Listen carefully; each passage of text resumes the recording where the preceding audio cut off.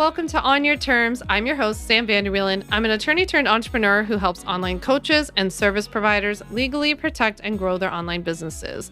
So I am so excited this week to talk with you about some practical tips in reducing your risk of business burnout, because nobody wants to be burnt out.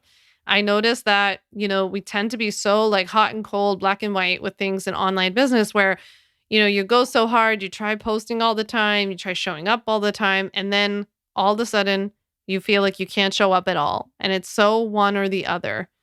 Or maybe you're like me and you really feel like, sure, you have this extroverted side, you can be outward, you can be friendly, and you also want to be quiet and chill and inward sometimes, right? Is that possible in online business? How do you balance these things? How do you find this balance without getting burnt out? That's what I talk about in today's episode. So before we hop into the episode, I just want to read you the review of the week from CHF777, who said, "How is this information free? Sam is a natural teacher and a brilliant role model for heart-centered entrepreneurs looking to up their game. I'm going to have to stop listening while cooking so I can take notes." I love it. Thank you so much for that review of my show On Your Terms. If you want to be a review of the week, you just have to leave a review in Apple Podcasts of my show, and you'll be entered to win a $20 Starbucks gift card. All you have to do is just leave a review on Apple. I pick a new winner every single month. If you listen on Spotify, please do me a favor and just give me a quick rating. You might even get a shout out on a future episode. All right, with that, let's hop into this week's episode. So I'm so excited to chat with you about this today because I feel like so often people make assumptions about people in online business, especially when people get a larger audience or they get further along and they're like, oh, they must be able to be on video all the time because they love it, or they must be able to be on all the time because they're an extrovert, but I'm an introvert. And so I am so different than them. And that was something that I definitely thought when I was building my business. And I was like, is it just me? Am I the only person that can't be on all the time? Am I the only person who doesn't want to be attached to my phone? Or am I the only person that sometimes after going to a big event needs alone time, or even frankly, just hanging out with one or two other people? I just have this, balance within me that's both extroverted and introverted. And I used to make the assumption, I see other people make the assumption now about me, that if somebody's really extra in their business and they're out there and they're hustling, that they're super extroverted and that they can only do it because of that. When maybe they are, maybe that's true, but maybe also they're not, right? They're more like me and they have both of these sides, and maybe you are too.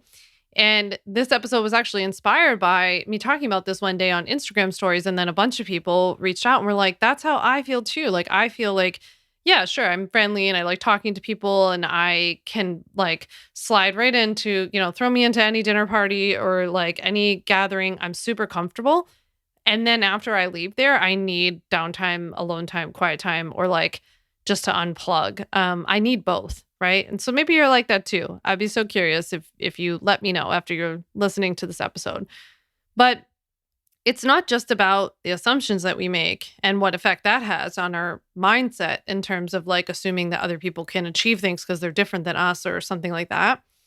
But it also is really important. And the reason I wanted to have this conversation today is that if you don't balance this introvert and extrovert part of yourself, you'll get seriously burnt out. Because if your natural tendency, if your equilibrium is both this outward, sure, I can hang and also I need to be by myself, and you only do one or the other, then you're going to be out of balance, right? And I feel like I learned this along the way. I'm learning this now. And I've put things in place in my own business and just kind of figured out how to navigate this being both an introvert and extrovert. So I want to just have a little coffee talk today and talk about this. So apparently this is officially called being an ambivert, which I did not know. I just always said I'm introvert and extrovert. But it's called being an ambivert. And one of the things that, I think is really important is just to identify this in yourself and say, yeah, I do enjoy being around other people and I enjoy being alone. And there's nothing wrong with either.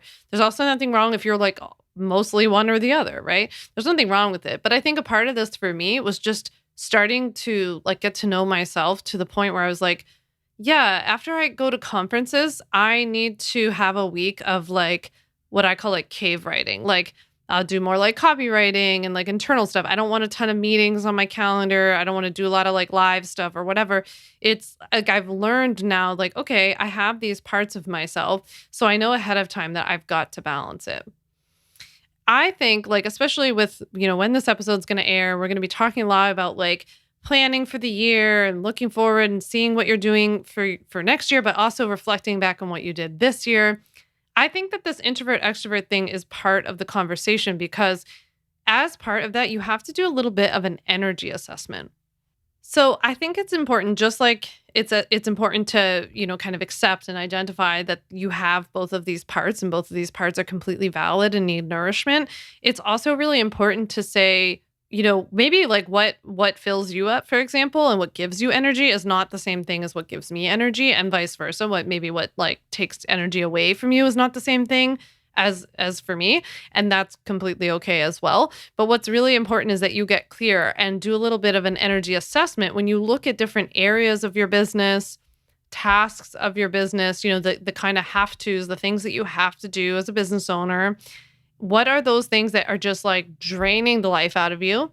What are those things that make you feel like you're filling yourself back up, right? So like for me, for example, like doing these podcasts and recording these episodes, I feel so excited to do them. They fill me up. They fill me with energy. They make me feel really good. At the very least, they don't feel like a drain. That stuff does not feel like a drain. I'm trying to think actually of what does feel like a drain for me on the business. I mean, probably for me, the mental load of like, the kind of as a business owner, we walk around, we think about our businesses all the time. And my business is like my baby. And so it is the thing that's always in the back of my mind. Like, did it eat? Did it sleep? Does it need to be fed? Does it need to go potty? Like that's always in the back of my mind for my business. So that's probably what quote unquote drains me the most. It was like that mental load or that worry, that constant thinking about it, not being able to shut it off. And that was something when I was doing my energy assessment that not only when I got to the point that I could, swing hiring people and especially hiring full-time employees, that was really important to me. But once like you actually get employees in the door, you don't just say like, best of luck, like, let me know how things are going. There's going to be a lot of interaction with them and there a lot of training and like working collaboration together. Right. And I've noticed like for me, I have to be really clear with them and I have to like, to communicate with them that, hey, these things are what is like stressing me out. It would be so helpful to me if somebody could take this. Or if there's like one task or something that I am responsible for, but there's one little like nugget in there that is getting kind of in my way and that's making that task a little more difficult, I can communicate to the team and say, hey, is there any way that we could have somebody on the team take care of this so that when I go to record podcast episodes, this stuff is all ready or something like that, something that does make it easier. Now, of course, that's what I do now, right? When I have people. When I didn't have people, it was more like having a plan as to where things were headed. So, a couple of years ago, this would have looked more like, okay, these tasks drain me. I know I don't want to do them forever. How can I start to delegate them and offload them to someone else, whether that's now, 6 months from now, a year from now, right? So you can at least start to put it into place. I think even just identifying that those are things that drain you is like half of the battle.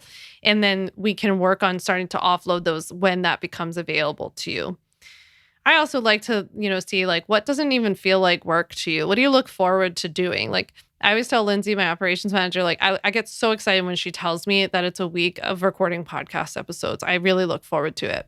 I get really excited when I have time to just write, when I'm going to be writing you all the emails that I write you twice a week, when I'm writing like captions or something, when I'm working on my book proposal, any kind of writing that just, I look forward to it.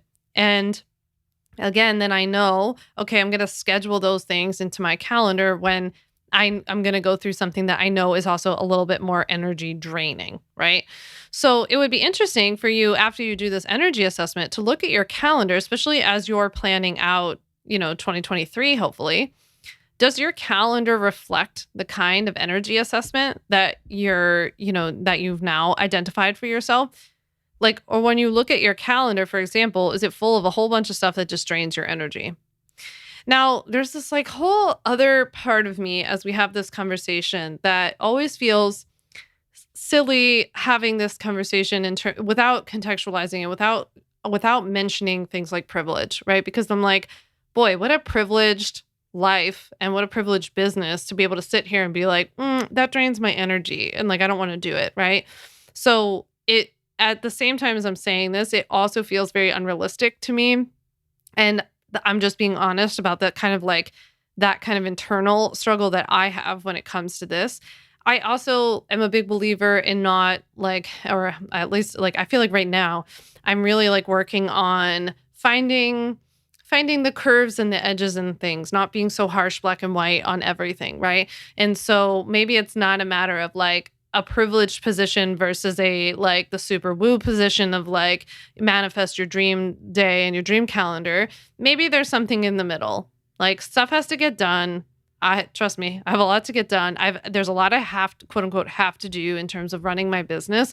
And then yes, there are also places where I have some input and some flexibility and I can play with it. So I don't think it has to be so extreme, but I just wanted to mention that because whenever I hear these conversations, I'm a little like not everybody gets to do this, right? And I also am very honest about the fact that when I was building my business in the beginning, well, first of all, I didn't know what the heck I was doing. I was just like every day hustling and trying to build the business, and I didn't have a whole lot of intention.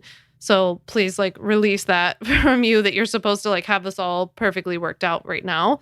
But in the beginning, for the first several years of the business, it was much more imbalanced in terms of like there were I was doing many, many more tasks that quote unquote drained me because you have to do everything in the beginning for probably a while, right?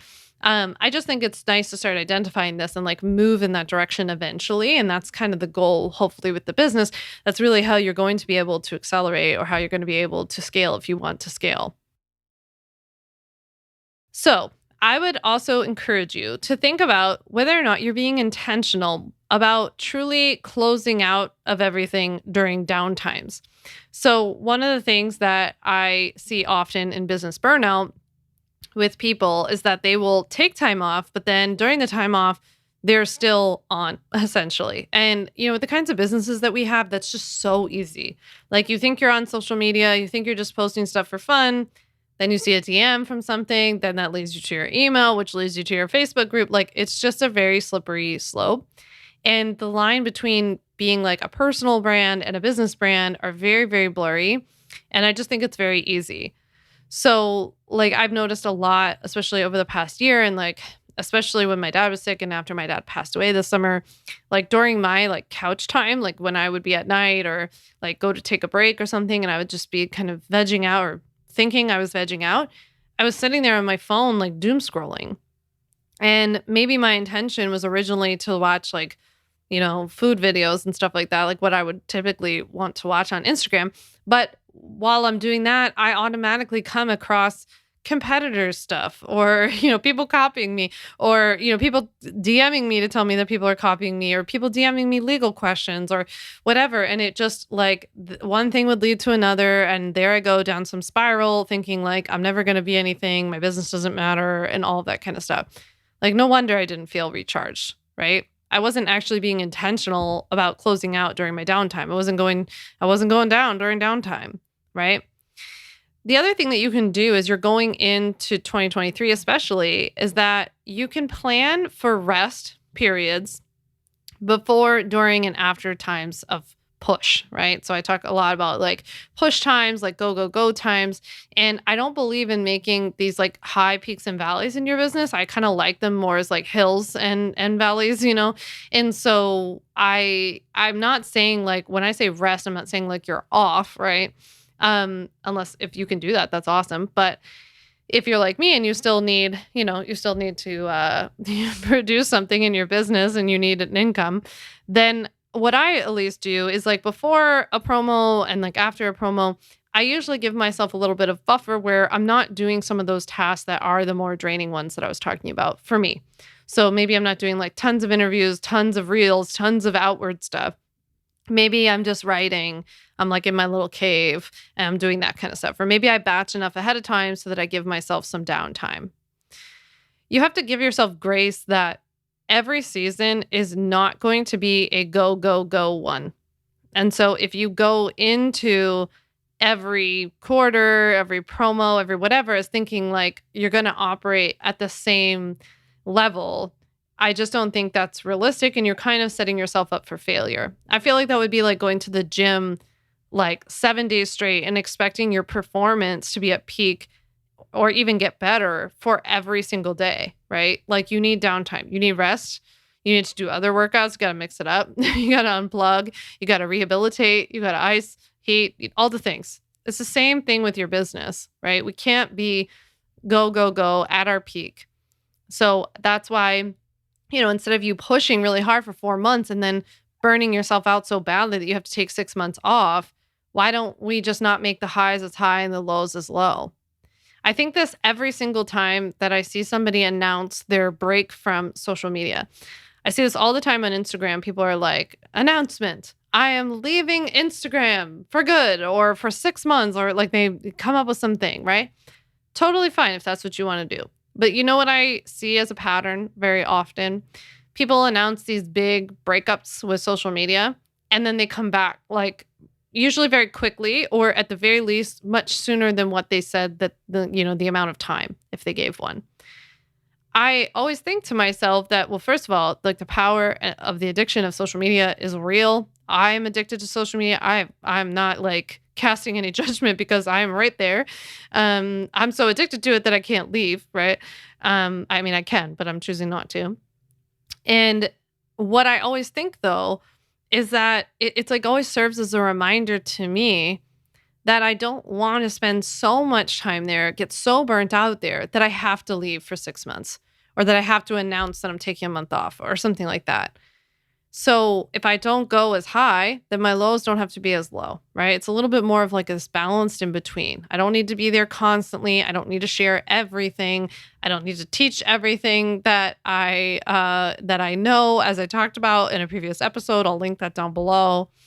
But, I think just working on this balance, and this is part of this like introvert extrovert thing, because like social media, for example, is very extroverted. It's a lot. It takes energy from you in a different way. And then to get like that amount of feedback and everything takes energy from you in a very unique way.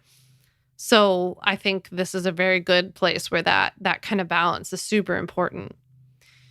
We can't always lean into rest. I understand that. And we wouldn't have a very good business if we always lean into rest. So I understand we have to balance it, but that's also why I believe in like not going so hard that then you have to take off for so long, I also think that one way that you can kind of manage your energy in this department is to hold on to pieces of your life, hobbies, maybe your family, I don't know, some part of your life, some part of your day to day, just for yourself, right? Maybe it's something that like your Instagram followers, your whoever followers wouldn't even know that that's something you're into because you don't really talk about it. I do think it's helpful from like a personal standpoint to share one or two of those things. Like maybe one hobby, like this summer I started playing tennis and like started from scratch and I kind of shared that along the way. Did I share every single moment? No. I took 2 lessons a week. I probably shared once a week. I was playing multiple other times a week. I think I would work it into stories like once a week or something like that. But there are also things I do in my day-to-day life that I just don't share at all, right? I also think it's kind of cool. Like somebody encouraged me one time to like go get a hobby and not to share it. Like go and don't take a picture of it. Don't take a video of it. Don't even have your phone. Go take a pottery class. Don't share it. Go to dinner. Don't take a picture of it. Right. So holding on to these pieces of our life, first of all, can start to build in some of this balance to our day to day. It also gets us out of the habit of sharing every single thing that we do every single day, which we don't need to do to be successful. And, it can just allow us to start getting comfortable and like a little bit more used to just leaving the devices behind and whatever. Like for example, whenever I walk, I don't bring my phone.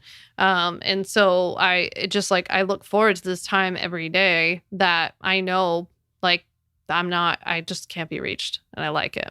right? Obviously, I know that that's not available to everyone. When my dad was sick, I couldn't go without my phone.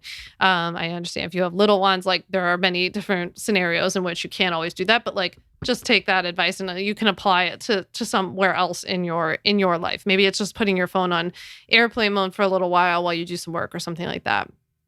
Now, this year, I at the beginning of 2022, I declared my health a big priority and I was like, this is the year of wellness. And I like came up with this whole like vision of what that meant to me. And it wasn't weight loss, but it wasn't this and it wasn't that, but it was this and it was that.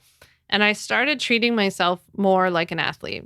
I have an athlete background. I played volleyball. That was like my entire life up until law school. And so like I'm very used to that concept that like being an athlete is 24/7. You know, it's not just the time that you spend on the court. It was everything that I did outside of that led to it too. And as you can imagine, I took volleyball very, very seriously. And I took my body and everything around it very seriously. And so I'm used to it. And now I'm a little older, a little wiser to know I don't have to go so crazy. But this year, I mean, I started with the basics. I started properly hydrating. I started eating enough because like I wasn't eating regularly. I'm not hungry when I first wake up. So a lot of times I would just like skip breakfast, but then I would be ravenously hungry by like 11, 12. So I started, doing that. I started balancing my meals more. I'm not going to get into specifics because I don't even want to open that can of worms, but don't worry. I worked with professionals. I followed all these things. But I wanted to have more balanced meals. I even like tracked my blood sugar for a while. I wore a CGM. That was pretty cool. So I did all of this stuff to treat myself more like an athlete this year. I've been in therapy for a long time because my dad was sick for a long time. But I also committed to like weekly therapy to process business issues instead of processing them in real time on social media or even with friends in the industry. So I think, there can be this tendency when we start an online business, hopefully you meet a few people who have businesses that are similar to yours. And sometimes we can just get in the habit of like sharing with them. And I have a handful of very close friends who I'll still do this with. But before it was like, it was just a little too, it was like town hall-y. It was too much, right? Now, if something happens in the business, if I'm like really pissed that this person keeps copying me or this person keeps mimicking me, like everything I do, or I have some fear come up or some scarcity thing, I talk to my therapist about it, right? I think having, your therapist to not only work through childhood issues and childhood trauma and anything else that's coming up, day to day, but I think talking to them about business issues has been really helpful for me because this person's removed from the online business space. So they kind of like, they're not, they don't have like the shiny syndrome of like, oh, you can grow this business to be the 8 billion figures and all these things. They're much more down to earth about it. I also talked to Jen, my mindset coach, Jen Diaz, who I've had on the podcast before. I'll link her episode below. Jen's amazing. And Jen is a mindset and success expert. She's incredible. And I talk through stuff with her all the time. So having a sounding board that's outside of, I think, like a friend or a family member, if that's available to you, that's very helpful. I also think that something, that's been very helpful to me this year has been that protecting my mornings. So for me, mornings are important. Maybe for you, it's nighttime or some other time. And maybe given your life circumstances, mornings don't work for you. I don't believe in the like 6-hour morning routine. I don't think it's realistic for most people. So I think kind of like a workout thing, it's like then people don't stick to it because they think that, it has to be like a 12-step morning routine. But I know that for me, at least, like even when I was by myself and I didn't have anyone working for me, I protected my mornings. Like I didn't schedule meetings before 10 a.m. And then unless I, really had to, but I tried to protect my mornings because I knew like I had to protect my own energy. I had to do what I needed to do. And that helped me to not build resentment in my own business. I didn't resent, the people I had meetings with or anything like that. And you want to have a fail-safe plan, right? So if you feel yourself drifting too far one way or the other, so if you feel yourself drifting too far to like, I'm heading towards burnout because I'm doing all this like extroverted stuff. I don't have enough introverted stuff built into my schedule. I'm not protecting my time or my energy. I'm doing too many draining tasks and all that kind of stuff. What is a short list of some things that you can do or have on deck to self-correct, right? So one thing that I will do is like, I will usually look through my calendar and I will prune. So I will cut things that like I really can't do right now. And if there are things that I can just reschedule for a little bit later, or I can spread them out more, it's something that I can also just get better at as I'm scheduling things. I don't schedule like multiple outward events on one day. Like I just started to get better with pacing myself and spreading things out. So I'd encourage you to have a little bit of a fail-safe plan, a list of things that you can do. If you realize you're drifting too far one way or the other, how can you self-correct? How can you come back to your balance, whatever your equilibrium is? And I would say like continuing to work on whatever is coming up for you.